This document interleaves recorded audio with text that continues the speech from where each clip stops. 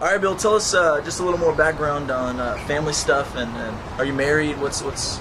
I am married to Jill McBride, was her maiden name. We've been married 13 years. Met when we were college, sophomores in college. I went to Texas A&M, Wood. She went to Texas Tech. We actually went to the same high school but never met, praise the Lord, because we've not gotten along. Lived in Houston my whole life, except for 4 years at Texas A&M. My wife is originally from Canada, moved down when she was 7. All right, Bill, are you a bum, or do you have a job, or what do you do? I have a job. Okay. I am the recreation minister at Houston First Baptist Church. We've been there 9 years in June. Before that, I was in Municipal Parks and Recreation in City, Missouri City, which is just a little south of Houston. So, Bill, what exactly is your role at Impact Summer Camp? You're going to be the camp director, but what exactly does that entail? The counselors need to know about what exactly you're going to be doing at summer camp. I'm going to be the liaison, basically, between the student ministry of Trinity Church. Trinity. Let's start over. What's my role? I will be the liaison between Trinity Church and the campground itself. Also, to deal with any problems that arise, whether it be injury or discipline or anything like that. My goal for Jordan this summer is for him to be able to minister to kids in every way, shape, or form, and not have to deal with the day-to-day administrative camp things that go on. For you as a counselor, I'll be here 24/7 to do whatever it is you need me to do, whether that's come talk to your kids about a certain thing that's taking place or to meet with Jordan about a certain thing. I'm going to do my best not to bring Jordan in on any decision unless it's going to impact a relationship with a student or impact the church. I want Jordan to be able to be free to minister to students this summer. Why are you a part of this camp? I mean, besides just to provide that administrative help, what led you to accept my invitation for you to come along and serve on this camp? I've known little JoJo, as we like to call him, since probably 6th or 7th grade. I've seen the impact that young men and older men have had on his life. Just to see him go from being a little punk kid he was to now impacting students in the middle school capacity just got me really fired up. And when he called to ask, hey, would you be part of this? I've mentored Jordan in capacities for a long time and just was really excited that he would consider me to come help with this. So I'm ecstatic to be here just to see Jordan's impact on students as he was impacted at this age as well.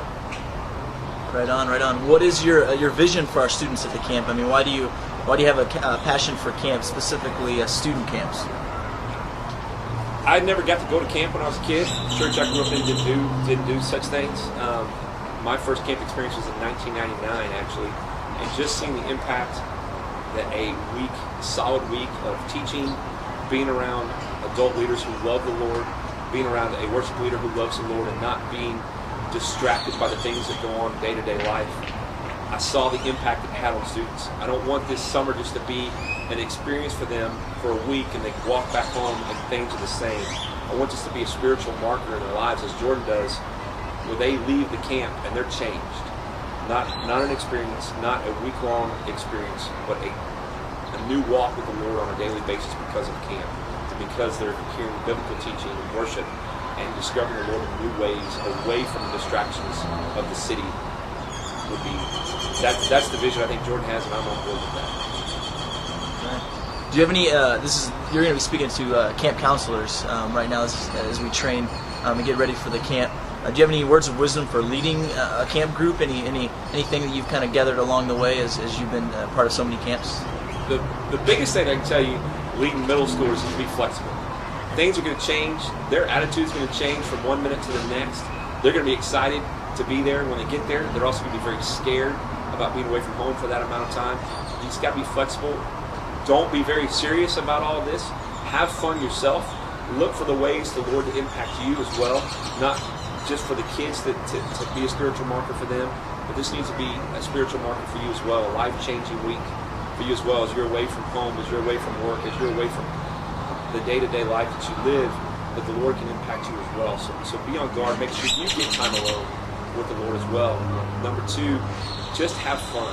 Don't be serious about everything. If you're a lawyer or someone who wears a suit every day, leave the suit at home and just break out and be the goofiest older person you could ever be in your life, and the kids will feed off that, and you will have a blast. My only camp experience as a counselor, we arrived Wednesday afternoon, or around lunchtime. By 3 o'clock that day, I'd already lost my voice for the entire week. Just be goofy, be fun, be flexible. Things will change. It's not Jordan's fault. It's not my fault. It's just things change.